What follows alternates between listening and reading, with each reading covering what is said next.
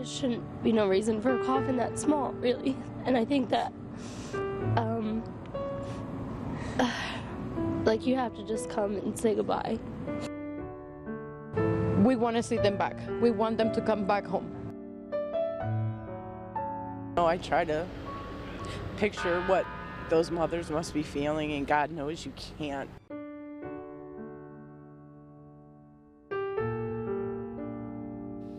Good evening, everyone, and welcome to RFL. I am Richard French, and I'm joined by our senior political correspondent, Andrew Whitman. And we begin tonight, where else, but can only be described as the most heart-wrenching week. Forget about in Newtown's memory, but really in recent memory in this country. More tears and more heartache in that Connecticut town as goodbyes are said to more children and teachers whose lives were cut short in last week's horrific shooting spree at Sandy Hook Elementary. It's very upsetting that these young kids had their lives taken away from them so early. Get very emotional, and just hard to believe. It's senseless, you know. In Newtown, the Trinity Episcopal Church was filled to capacity for the funeral of Benjamin Wheeler today. The service featured a rendition of Here Comes the Sun, played in honor of Benjamin's love of music and the Beatles. Boy Scout leaders from around the region lined the front pathway to the church in honor of the former Cub Scout.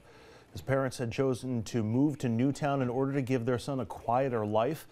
They completed the move from New York City less than 1 year ago. 6-year-old Catherine Hubbard was also laid to rest today. She is remembered for her passion for animals and her constant smile.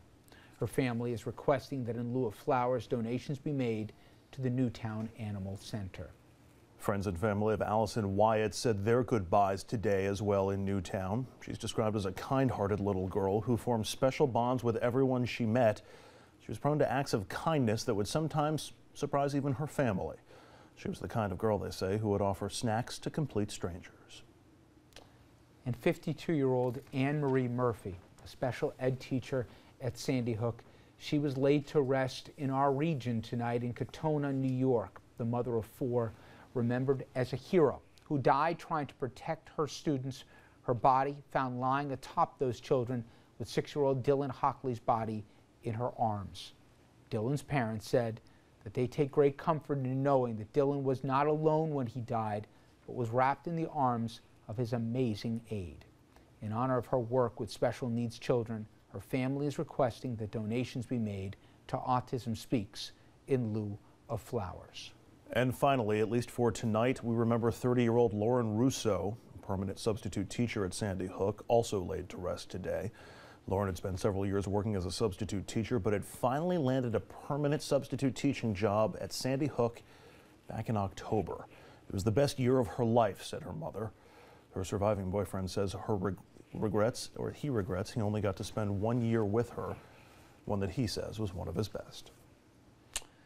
And these remembrances are going to happen all week long. As you think about it, 26 funerals will take place over the course of this week, with both children, as we know, as young as 6 years of age, to those amazing teachers and the people who, not one ran when the shooting started, but nonetheless, just a horrific procession of pictures that need to be told, and we will be there all week long. All right, now as we remember those that have been lost, lawmakers, they're busy as we speak trying to come up with solutions so that there will not be another Newtown. Vice President Joe Biden, he wasted no time today leading the joint task force created by the president to find ways to prevent mass shootings by first meeting with law enforcement.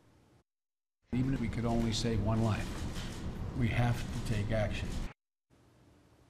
But the question is, what will those solutions look like? We will offer some concrete answers to what has always been a divisive issue, but nonetheless one where there seems to be an American fortitude here to do better. We're going to talk about that after the break, but before we go, we leave you with the faces of these victims, many, too many of them so young, and the voices of New York City's Children's Chorus.